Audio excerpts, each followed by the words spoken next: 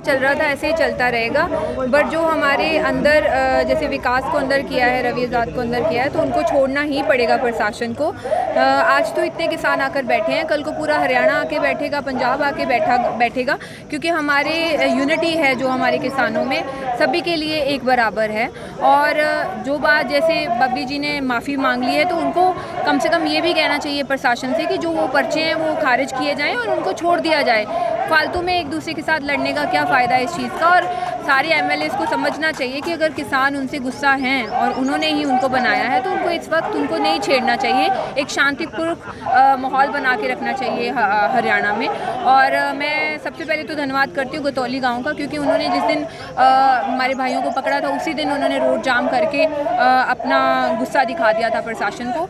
और अगले दिन टिकैत जी का धन्यवाद करती हूँ कि जिन्होंने पूरा बंद कर दिया टोल, और आज हम यहाँ बैठे हैं। तो हमारा भी यही कहना था, मैंने टुहाने में भी एक ही बात कही थी कि अगर हमारे भाइयों को अंदर करेंगे तो हमारा पूरा हरियाणा समेत हमारा पंजाब गिरफ्तारियां करने के लिए बैठेगा, नहीं तो फिर इनको छोड़ना पड़ेगा। तो अभी आगे की क्या रणनीति बनी है यहाँ पे? रणनीति जी देखिए, ये तो प्रशासन के ऊपर डिपेंड करता है कि वो कितना लंबा खींचते हैं इस चीज़ को, जबकि वो भी गर्मी में खड़े हैं, यहाँ किसान भी खड़े हैं, क्यों एक दूसरे को तंग करना।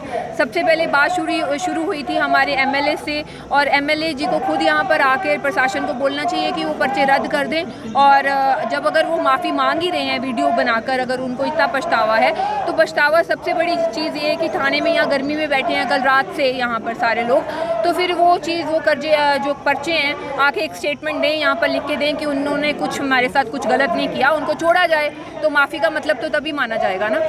तो ये बात तो हुई देवेंद्र सिंह बबली की, लेकिन संयुक्त किसान मोर्चे की तरफ से आपकी क्या रणनीति रहेगी आगे की? देखिए, तब तक जो संयुक्त किसान मोर्चे की तरफ से फैसला जो है इधर बैठने का और गिरफ्तारियां देने का, चाहे मैंने उस दिन टुहाना में भी मैंने एक स्टेटमेंट दिया था कि हमारे किसानों को गिरफ्तार करेंगे तो हम भी होंगे साथ में, क्योंकि हम सब एक इक्वल हैं, हम एक ही कॉज के लिए लड़ रहे हैं, 3 बिल माफ़ करवाने के लिए। हमारी लड़ाई मोदी सरकार के साथ है, खट्टर सरकार के साथ है, इन सब लोगों के साथ है। और ये एक इंसान की, विकास की अकेले की लड़ाई नहीं है, जो किसी की नहीं है। वो हमारे भाई अंदर बैठे हैं, तो हमारा ये फ़र्ज़ बनता है कि आज हम भी उनकी सपोर्ट में यहाँ खड़े रहें।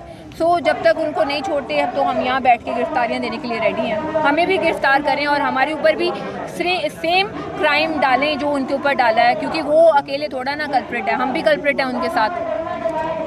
देखिए, मैंने एक स्टेटमेंट मैंने पहले भी बोला, मैंने टुहाना में एक स्टेटमेंट बोला था, उसके बाद मैंने अपने फेसबुक पे लाइव होकर भी बोला था, और मैंने संयुक्त किसान मोर्चे को भी यही रिक्वेस्ट की थी कि हमारे किसान जो नेता अंदर बंद हैं, अगर उनको प्रशासन नहीं छोड़ता तो हमें गिरफ्तारियां देनी चाहिए, और मैं दूंगी, इसीलिए मैं यहाँ बैठी हूँ और मैं दूंगी। देखिए, सरकार का पहले से ही बहुत गंदा बर्ताव रहा है हरियाणा में खास करके, बट मैं हरियाणा के लोगों को सैल्यूट करती हूँ कि बीजेपी की सरकार होते हुए भी इन्होंने इतना अच्छा विरोध किया और किसानी हमायत में इन्होंने अपना डिसीजन मेकिंग रखा, चाहे अपने ऊपर पर्चे करवाए, चाहे अपने ऊपर लाठीचार्ज करवाया। सैल्यूट है मेरे हरियाणा के भाइयों को, मेरे दादाओं को और मेरे ताइयों को, जो एक संघर्ष है उनके अंदर। कल एक बार ये सरकार की एक डिवाइड एंड रूल पॉलिसी होती है कि मतलब उलझाना, लोगों को उलझाना और कुछ मतलब यहाँ पे रख देना। पर मैं बता देना चाहती हूँ आपकी हरियाणा खट्टर सरकार को कि आज डिवाइड एंड रूल पॉलिसी खेलोगे हमारे बीच, हमारे किसानों में। आप बोलोगे अच्छा इधर किसान के लोग इधर आ जाएंगे, मोर्चे पे नहीं रहेंगे। मोर्चे पे पंजाब वाले डटे पड़े हैं, हरियाणा इधर है ना, तो हरियाणा उधर भी है, तो इधर भी है। हम मिलजुल के, इतनी गिनती है हमारी कि हम प्रशासन को हिला सकते हैं, प्रशासन हमें हिला नहीं सकता। तो ये डिवाइड एंड रूल पॉलिसी हमारे साथ खेलने की जरूरत नहीं है। और दूसरी बात मैं कहना चाहती हूँ, आज खट्टर सरकार है 3 साल के लिए, 3 साल के बाद खत्म है। तो जितना ये कर रहे हैं ना अभी लोगों के साथ, वो सामने आने ही वाला है इनको आने वाला टाइम। देखिए, सरकार के पहले दिन से ही नीति है आंदोलन को बांटने की, डिवाइड एंड रूल पॉलिसी खेलने की, इसीलिए तो कर रहे हैं कि हम नहीं छोड़ेंगे। और अगर विधायक जी असल रूप में चाहते हैं कि उन्होंने माफ़ी मांगी है, तो हम माफ़ी तभी मानेंगे अगर वो यहाँ पर आके पर्चे खारिज करवा के हमारे भाइयों को बाहर निकालेंगे। तो विधायक देवेंद्र बबली का अच्छा, अगर वो सरकार के खिलाफ बागी रूप बना रहे हैं तो हम तब मानेंगे अगर वो इस्तीफा देंगे। तो व्यक्तिगत रूप में। ऐसे तो बातें बहुत करते हैं, ऐसे तो 3 साल तक वो बैठेंगे कुर्सी पर, कुर्सी से इतना ज़्यादा प्यार है, वो कुर्सी पे बिठाने वाली पब्लिक आज थानों में खड़ी है और वो कुर्सी पे बैठे, क्या कर लेंगे अकेले कुर्सी पे बैठ के?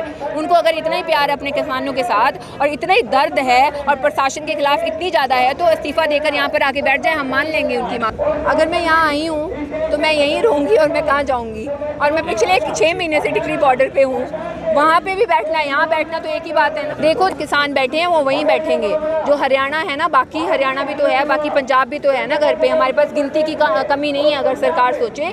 बट सरकार को मैं ये विनती करना चाहती हूँ, आपके खट्टर को ये विनती करना चाहती हूँ कि सीएम होने का कोई फ़र्ज तो निभाओ। जनता के लिए सीएम बने थे, जनता को थानों में धक्के खड़वाने के लिए सीएम नहीं बने थे। ये कुर्सी जनता की दी हुई है, 3 साल रुक जाओ, 3 साल के बाद खिसक जाएगी। Thank you. टोहाना मामले